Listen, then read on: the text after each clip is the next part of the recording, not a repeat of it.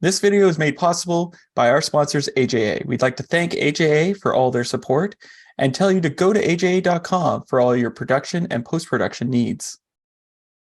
Hi, I'm Gordon Burkell from Filmmaker U. At Filmmaker U, we create courses for film professionals to deepen and diversify your existing skill set. You can learn more at filmmakeru.com or, of course, follow us on Twitter at filmmaker_U.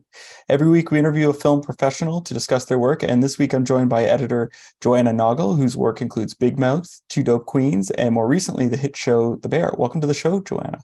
Thanks so much for having me. It's fun to be here. Now, I have to ask, I was doing some research before we got into our meeting here, and I noticed that in one of your bios online, you mentioned that you wanted to one day work with Roderick Jaynes. Have you had that chance yet? I sadly have not. I've not gotten to meet Roderick or the men behind Roderick, but I've always loved the Coen Brothers films. Fargo is one of my favorite films of all time, so I credit them for getting me into filmmaking in general. And when I found out the story and lore behind Roderick Jaynes, I just thought that was such a funny myth and thing for them to do. So it would be so cool to work with them someday, but I also feel like they, as their own editors, they probably don't have a very big editing staff, so may never happen. I will just keep appreciating from afar, and that's okay too. Well, it's funny because I have a question for Roderick myself, which is I read No Country for Old Men and I saw the movie. And it's fascinating the decisions that they were made, because the movie sort of shifts it more about following the money and following this guy taking the money and the guy with the pistol or the air rod. But the book is all around the cop trying to find the Tommy Lee Jones character, basically. Yeah, it's basically it's mostly about him, and then where the book where the movie ends, there's another 40 or 50 pages of his character trying to come to terms with what he's seen. Gotcha. And then the final moment, the final page, is literally what Tommy Lee Jones says at the end. His last monologue there. Yeah. That's the end. Yeah. So I'd be so interested to hear why certain decisions were made from that book. So if you ever meet them, you'll have to let us know. Definitely. Yeah, I'll report back. Yeah, I know. I always think it's so fascinating, adaptations and what they choose to leave out. And I feel there's books I love that then I'm oh, the film was okay, and then the reverse happens sometimes too, where you're oh, the book was okay, let me see the movie, and then they just do something, I don't know, something so unexpected and cool, and find a thread of the story you didn't expect in the source material. So yeah, that's a fascinating topic to me too.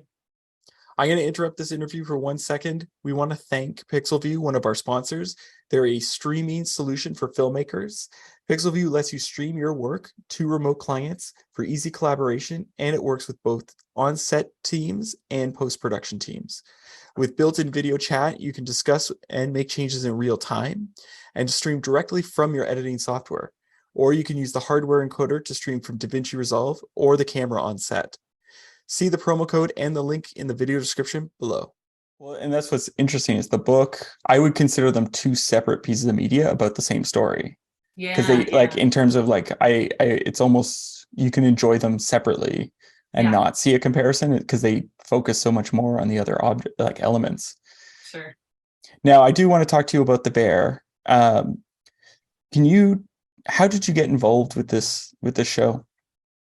So I have been working with a guy named Josh Sr. for years and years. He gave me some of my first editing jobs, so I will forever be indebted to him, and we just totally hit it off. And he had just started this post house called Senior Post back in 2012. So we started working together around that time and kind of building out the company. And first we were just doing commercials and branded content, and then moved into comedy specials. And then we started working on this show called Ramy, which is a scripted show.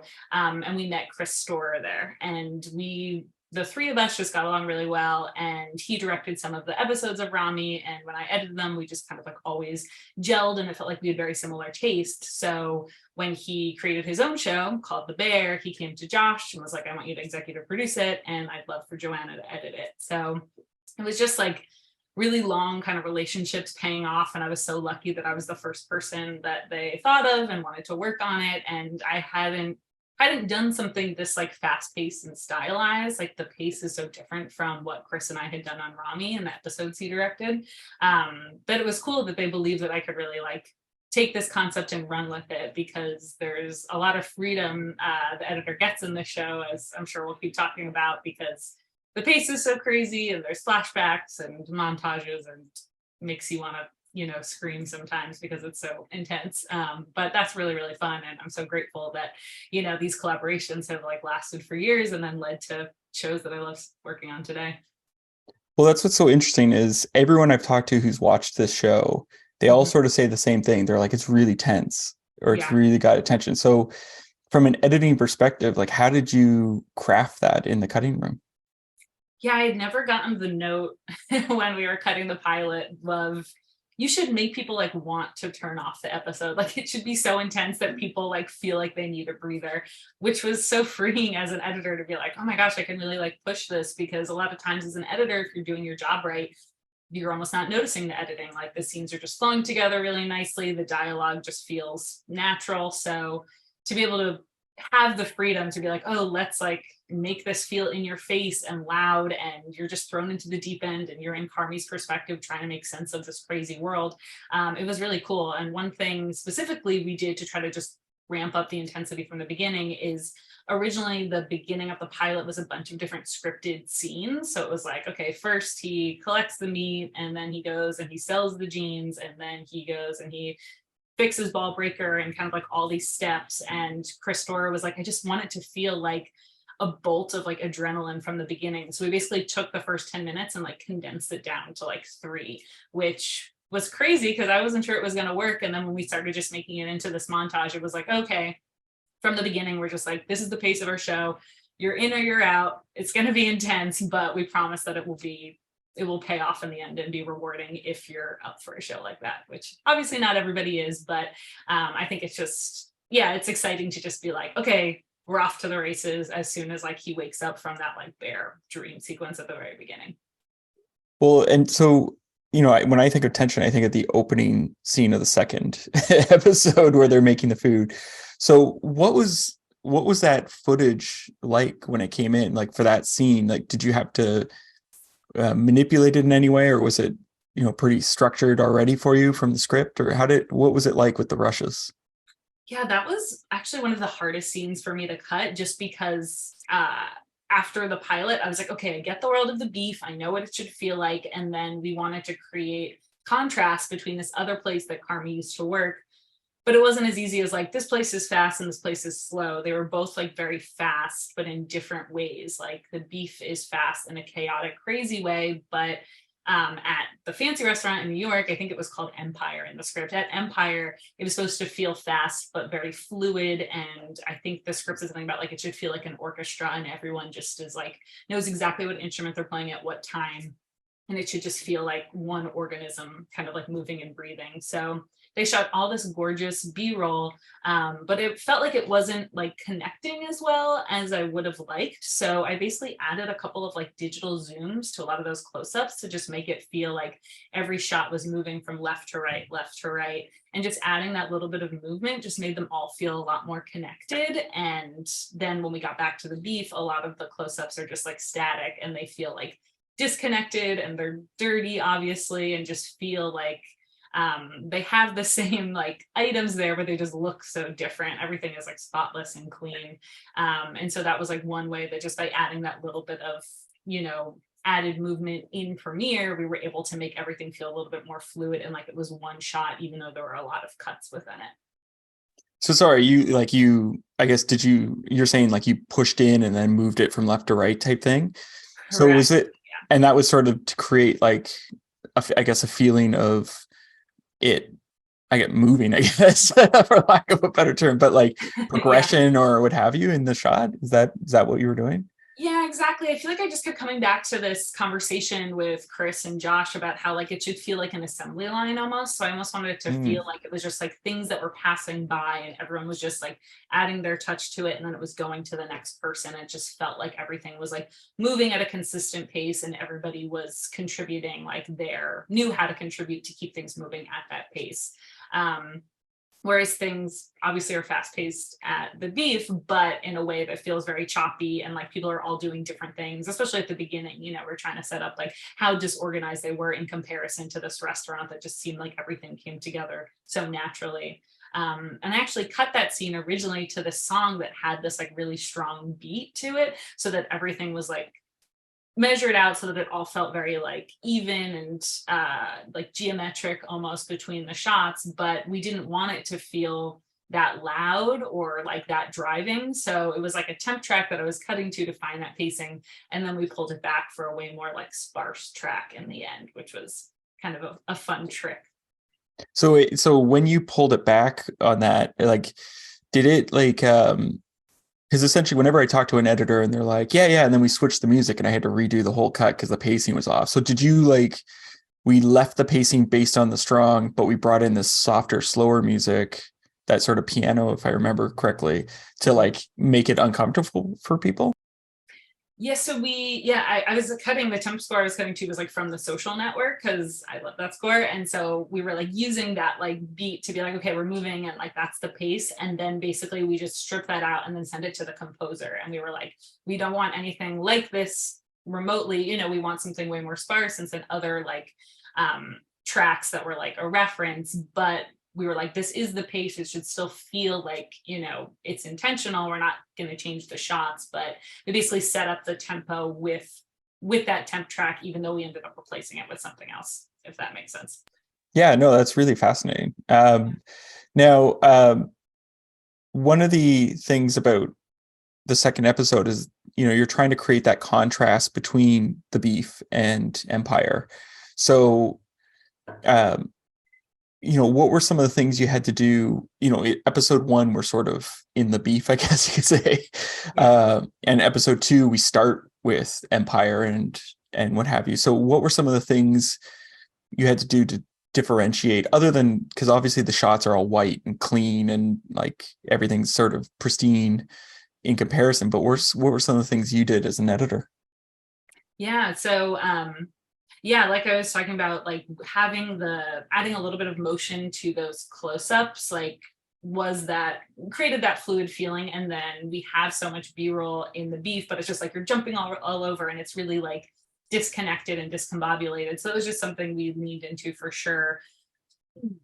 And also there is like, as crazy as the beef is, I feel like there is a lot of warmth to it, and there is a lot of like people are touching each other, and like, you know, they pass by and slap each other on the shoulder and they're laughing, and you know, it feels like a very like condensed space because it is where they shot it. But also like I feel like I intentionally was choosing shots where like there were people in the foreground, and it felt like the frame was dirty, and it just seemed like a family, a dysfunctional family, but everybody was really familiar with each other. And the shots that we favored in Empire were, there wasn't as much like it felt like a much bigger space, and also we weren't choosing shots where it showed people having any sort of like friendliness with each other or any sort of like connection. A lot of the shots were like singles, or everybody was like shown at a distance from each other, until, you know, we use that footage of Joel McHale coming over and whispering in Carmy's ear. And we just like don't have any sort of, you know, even when Carmy and Richie are going at it in the beef, it's so much a like two-sided thing where they're both yelling at each other. They're both kind of like fighting for control. And this was so one-sided, where it was just like, okay, this guy is just like literally standing over Carmy trying to break him. And there was something so like eerie and cold and intense about that. And one of the things I intentionally was doing while cutting that scene, I remember like reading a interview with the editor of Nightcrawler, and how they intentionally cut around Jake Gyllenhaal's blinks to make it more like unsettling. So that was something I kind of played around with this scene too. You only see Carmy blink like twice in the whole scene, because he's just like so on edge, and he's so like, there's no moment of relief. He doesn't want to show any weakness. He doesn't want to be vulnerable. This guy is literally telling him he should like be dead in his ear. And it's just like the feeling that hopefully comes from just seeing like those close-ups getting closer and closer, and can't even blink. He's just like trying to focus on what he's doing, but can't even like finish without the interruption. I think just building that sort of like relationship between these two characters felt so different from the relationships we were trying to set up in the beef, because even though they were dysfunctional in a different way, they weren't like sociopathic, I guess, for lack of a better word. Well, and you were talking about like it almost like, I don't want to say textures, but like, the warmth of the beef versus, the coldness.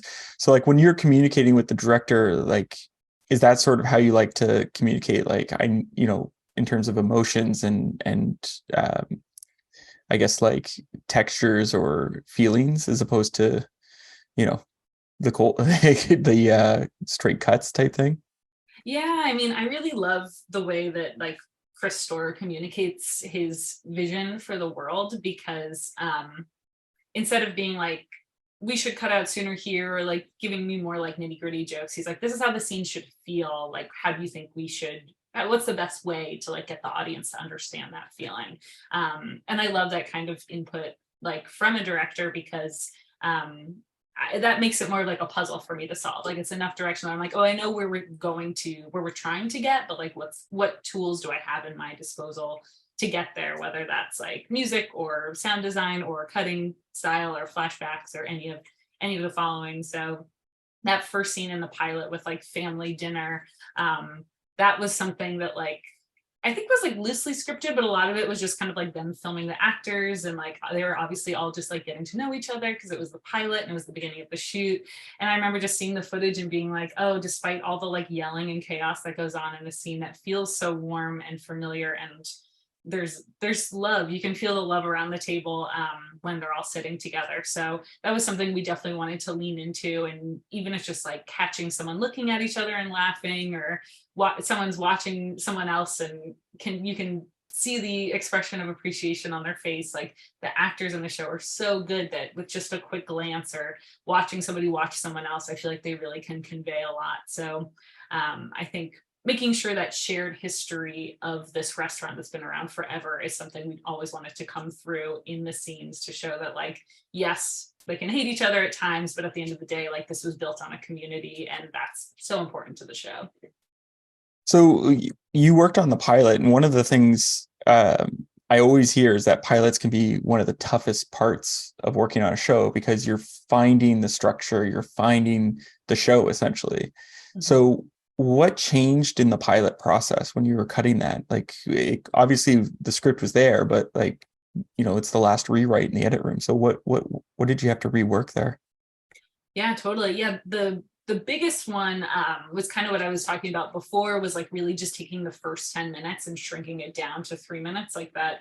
I remember when Chris and Josh first pitched that idea, I was like, that's insane. And I was like, it just might work though. So that was fun to kind of figure out. And we cut that montage to lots of different songs too, because we were just trying to find the right pacing of it and the right energy. And we started like playing a lot with layering songs too. Like, we basically have like that refused like hook that we use a lot, the like guitar strumming, and that will like lead us into another song.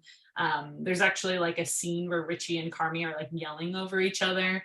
And we use two different tracks playing simultaneously, and it gets louder when Carmy's talking, like one of the tracks, and then the other track gets louder when Richie's talking, and it just creates this sense of like discord. And you're like, I can't put my finger on why this feels so stressful, but because you're trying to like hear two different songs at once, that just felt like that captured that energy of like two people trying to like turn the radio dial to their station. So that was something we definitely found in the edit, that wasn't something they had talked about on set, but we were like, oh, this is something that can like ramp it up more.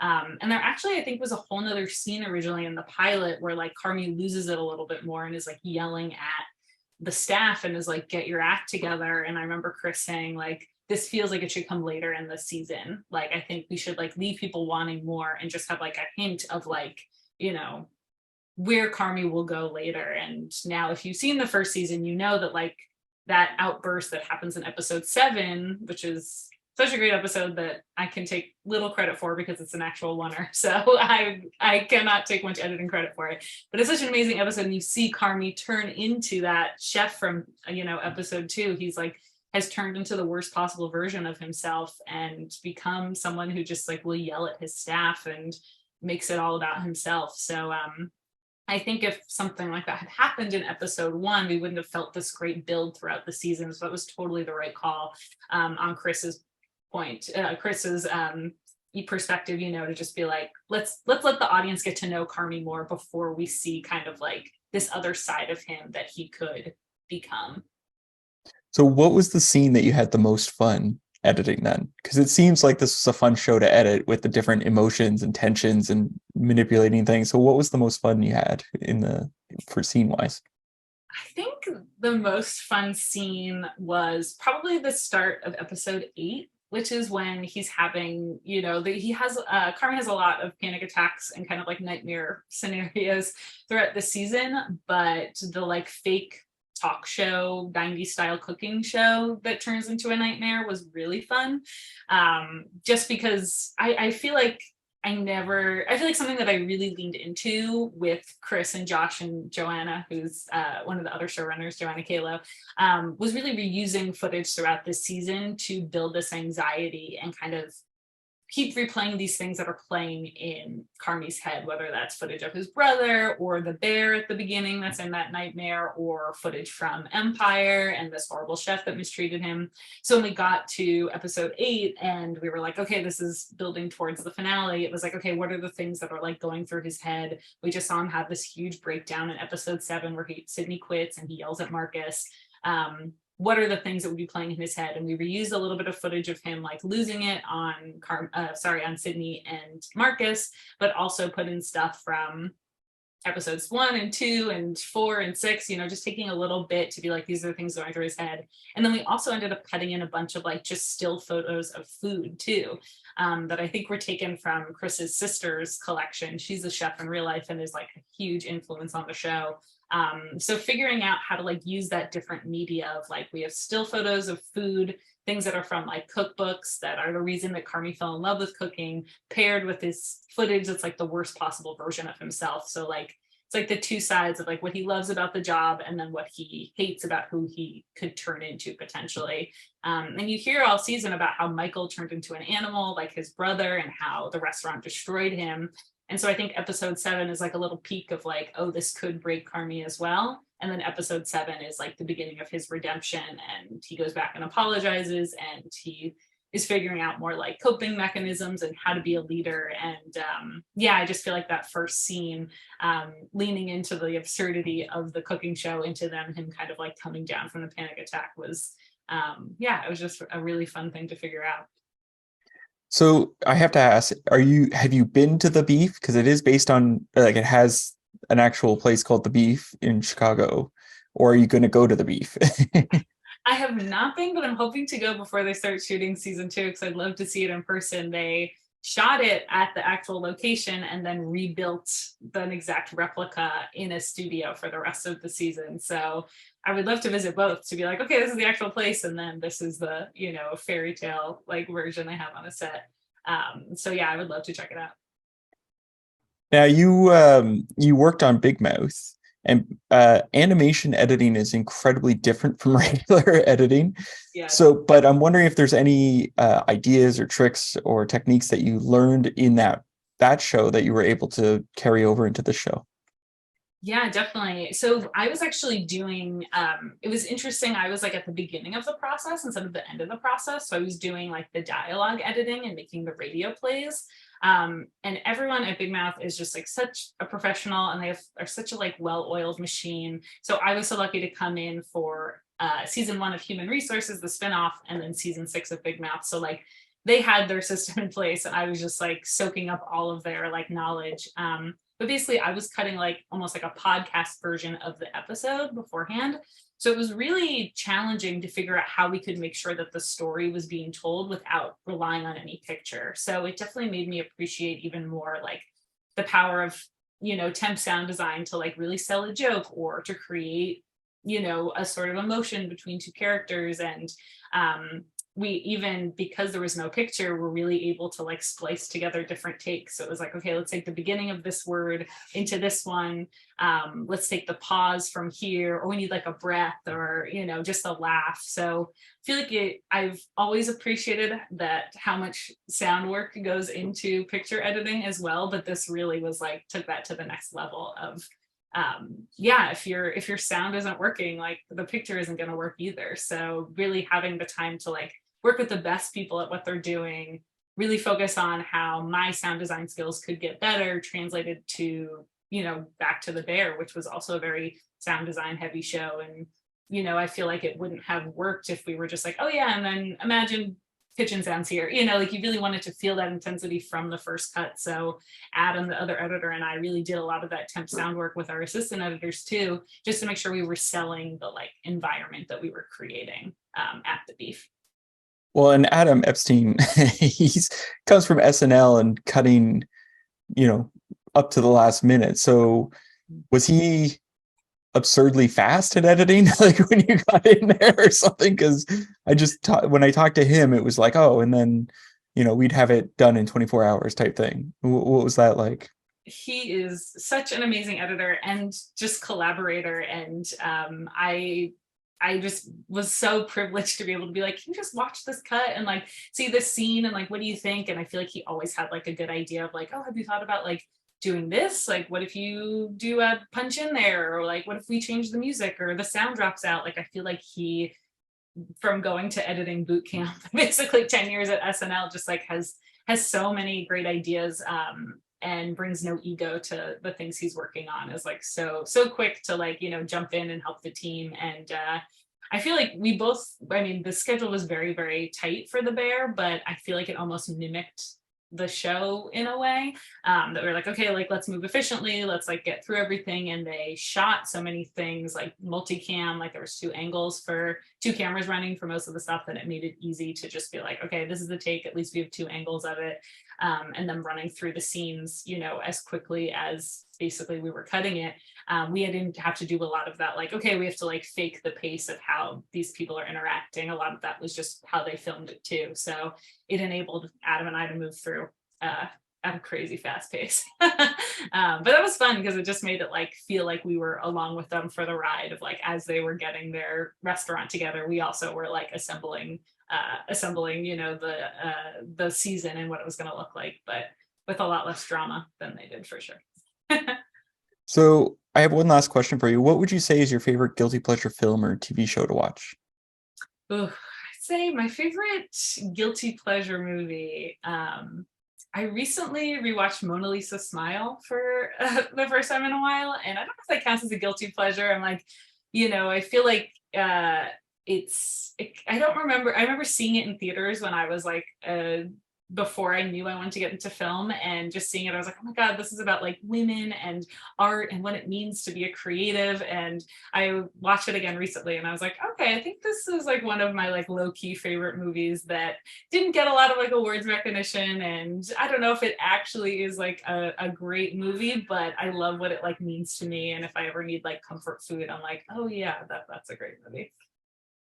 Well, thank you so much for letting me interview you today. Yeah, thank you so much for having me. It was really fun, and hope it was interesting and not just me rambling about all the different things we did on the bear. Oh, it was definitely interesting. That's for sure. Well, and that's it for this week, everyone. Make sure to check us out at filmmakeru.com, or of course on Twitter at filmmakeru _u. I'm Gordon Brickell. Thanks for watching. This video is made possible by our sponsors, AJA. We'd like to thank AJA for all their support and tell you to go to aja.com for all your production and post-production needs.